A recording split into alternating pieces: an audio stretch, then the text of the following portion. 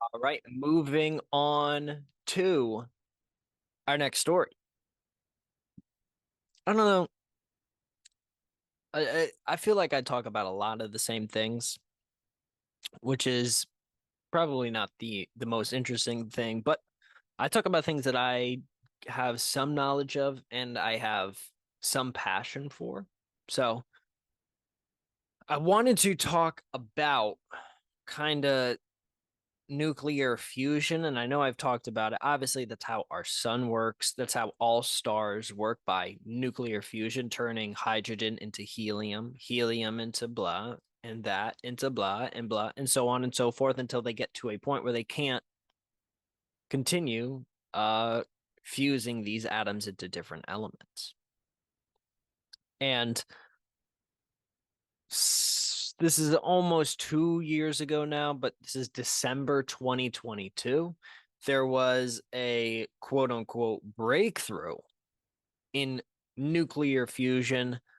Um, and now since that point, there has been a lot of progress made with nuclear fusion and ultimately kind of the way in which that it is kind of defined is a little interesting because it wasn't exactly fusion because the amount of energy that they put in versus what was returned was actually less than. So say they were using 500 units of power to power up this thing through nuclear fusion, they only got 250 units of power. So they were putting more in, they were actually losing energy, but there was still fusion taking place. So we'll talk a little bit about kind of a new breakthrough. I do have another video. Um, might just get the whole thing. I'm not even monetized, so it doesn't matter, but might get all of the copyright strikes. But I think it's just important to have these conversations and to have people who are more qualified than myself speak about these topics, and then I can chime in and give my take and my analysis of what's going on. First time scientists have produced a nuclear fusion reaction that created more energy than was expended, a breakthrough to tap You heard that right off the bat. That created more energy than was expanded. That's the big difference. into the same kind of energy that powers the sun and the stars. Researchers at the Lawrence Livermore National Laboratory in California announced the details today, and it could have huge implications for potentially creating clean and limitless energy someday. But that day is many years away. To help us understand what was achieved and what still needs to happen, I'm joined by our science correspondent, Miles O'Brien. So hello, Miles. Remind us, what is fusion? What is nuclear fusion? Nuclear fusion is what powers the stars, what powers our sun. Essentially, what happens is a couple of hydrogen atoms come together and they fuse. And when they fuse, they create a tremendous amount of energy. This happens on the sun under tremendously rigorous conditions with a lot of gravity and force. It's very difficult to replicate that here on Earth. And what exactly is the breakthrough that these scientists achieved? As you said, it happened at the Lawrence Livermore National Laboratory, the National Ignition Facility. It's the most powerful laser in the world. Keep that in mind. They're using a laser to actually go through this process, which is important to know. 192 lasers pointed at something about the size of a peppercorn inside a cylinder. The energy which was delivered to that cylinder was on the order of 2 megajoules. Now, just for a point of reference, 1 kilowatt hour equates to 3.6 megajoules. So in any case, 2 megajoules came in. It ignited those hydrogen atoms. They fused and created more energy, essentially 1 megajoule more. Now, that is the first time that's ever happened in a laboratory experiment. Obviously, it's not to scale. There's a lot of work to be done, but it's a moment to remember. Well, you said a lot of work to be done. And so how far are we from taking this breakthrough and turning it into something that can be scaled and used for commercial purposes? Well, just to give you a point of reference here, they're able to do this, once a day. They need to be able to do this 10 times a second in order for there to be enough electricity to be practical and scalable and something you want to plug into the grid. So you get an idea that it's many orders of magnitude away from that. There's a lot of work that needs to be done. We need to improve the technologies that are involved in these lasers, among other things. But that said, there's a lot of focus on fusion right now, particularly in the context of the climate emergency. The Biden administration has a decadal effort to accelerate the efforts in this realm. Let's listen to the Secretary of Energy, Jennifer Granholm. If we can advance fusion energy, we could use it to produce clean electricity, transportation fuels, power heavy industry, so much more. It would be like adding a power drill to our toolbox in building this clean energy economy. It's a nice drill, but we're still a little bit away, Judy. I just want to make sure we temper the excitement a little bit. And thank you for that, because it's easy to get our hopes up. So, Miles, give us a little bit of the history of this project. You were telling us that originally this was all about nuclear weapons. Yeah, the National Ignition Facility is all about kind of creating the circumstances inside a hydrogen bomb. This was created after the U.S. agreed to stop underground testing of nuclear weapons in the mid-90s.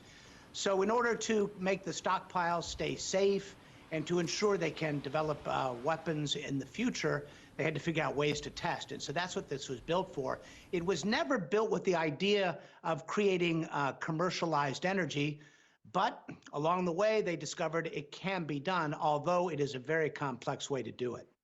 And Miles, you were telling us that reminding us that there are other experiments out there involving nuclear fusion. Explain what the difference is between what that has been, what that is, and this. Well, this one, which is designed to help bomb makers do their job, and we get some energy out of it. The other idea, which was thought of initially as a way to produce civilian electricity, is called a tokamak, which is a giant racetrack, donut-style racetrack with magnets, huge facilities. This is the other way that they've done it as well, with magnets, where they're taking this obviously magnetized thing and circling it around. And there are videos that you can see of this online, and it basically turns into plasma. And it looks really cool. But once again, the issue is you're putting more energy than what you're getting out. You're supposed to fuse these elements together, and the fusion creates a massive release of energy, much more so than fission, which is what we currently do in our nuclear reactors right now, where we're breaking apart atoms. And the breaking apart of these atoms releases that energy outwards. Whereas this, we're trying to combine atoms, and the combination, boom, they come together. Hydrogen forms into helium. Boom, a bunch of energy is released. And so with the magnets, they have not had as much success. Which create the circumstances where you can fuse these atoms in a very different way. And there's half a dozen or so of these projects all around the world, public and private, and they are making steady progress, but this is tough. And despite all the talk today about the U.S. being leaders in all of this, there are other nations which are kind of driving the bus on this. I spoke with the president of Fusion Power Associates, Steve Dean, who's been in this business for 60 years. He's sort of seen him come and he's seen him go. Listen to what he has to say. So most of the money and most of the effort is not here, in spite of how we all think of ourselves as always being in the lead and everything. The Chinese are way ahead of us. The UK is way ahead of us. And Japan is right in the mix. So all you hear about in the US is US, but really the momentum for fusion right now is overseas. That said, there are more than 30 private fusion companies in the world, and most of them are in the U.S. There's about a $2.5 billion investment there. Meanwhile, the government is spending about $1 billion a year to advance this technology. But Judy, I should remind you, the old joke among physicists is fusion is 20 years off, and it always will be. It's hard to say how much we are closer today, but it seems like this is a milestone to remember. I actually remember a physics teacher in high school mentioning nuclear fusion. And that was a long time ago. You're saying there's still a lot of work to be done. Miles O'Brien, thank you very much. You're welcome, Judy. All right, now looking at the article. Obviously talking about the U.S. National Ignition Facility here in the article, referencing that video that we just saw. Advances as big as this need to be rigorously checked, and that can take some time. Importantly, a series of papers detailing the experimental design, technological advancements, and results of the initial breakthrough reaction have just passed peer review. Nuclear fusion, if harnessed and scaled up, promises an abundant, inexhaustible source of clean energy without the greenhouse gas emissions of fossil fuels or the radioactive waste of nuclear fission. Fusion is the merging of two or more atoms to form a larger atom. Obviously, we have talked about that previously. In the case of this particular fusion technology, that heat, I guess we'll go up before. These lab-based reactions are a far cry from commercial scale applications, mimicking the fusion reactions powering our sun and stars on a tiny scale. Without the sun's mass to provide some gravitational grunt, methods for fusing atoms on Earth rely on heat. Hence why in a video they talked not only about the magnets, and I referenced the videos of the spinning plasma inside, and then now obviously with the one with the lasers, they're doing this through heat, because obviously you can't create gravity unless you have something with mass. In the case of this particular fusion technology, that heat is delivered via a powerful burst of light. The experiments involve bombarding a capsule containing containing a measly 220 micrograms of deuterium and tritium fuel with 192 high-powered lasers, which raises the pressure to 600 billion atmospheres and the temperature to 151 degrees Celsius or 272 million degrees Fahrenheit. That's pretty hot.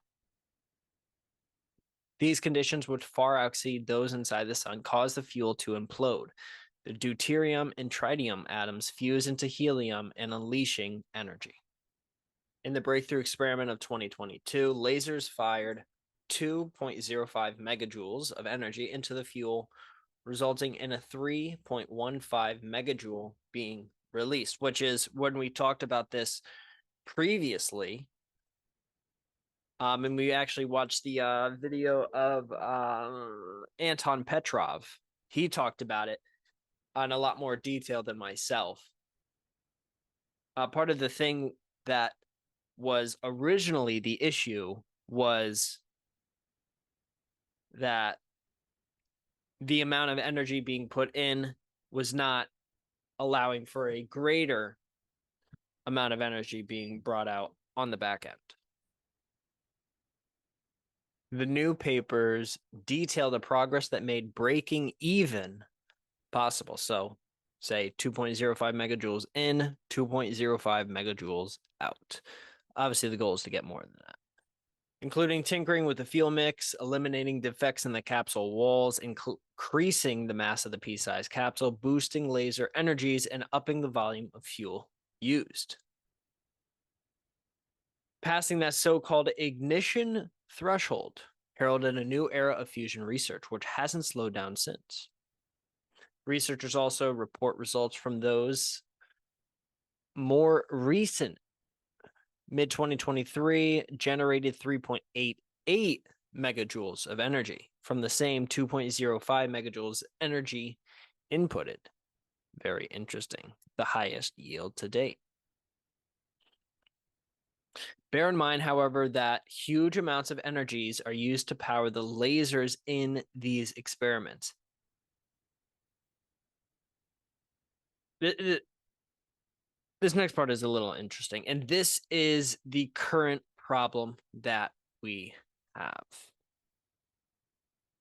Like I said earlier, this is the problem with the 2022 study that came out about the fusion possibilities, right? I said it took a lot of energy to produce such a small return. So the huge amounts of energy that are used to power the lasers in the experiments is 500 trillion watts, or 1,000 times more power than the United States national energy grid produces at any one instant. So there's a long way to go before these fusion reactors actually generate more energy than goes into setting them off. Interesting. Commercial nuclear fusion facilities are still decades away.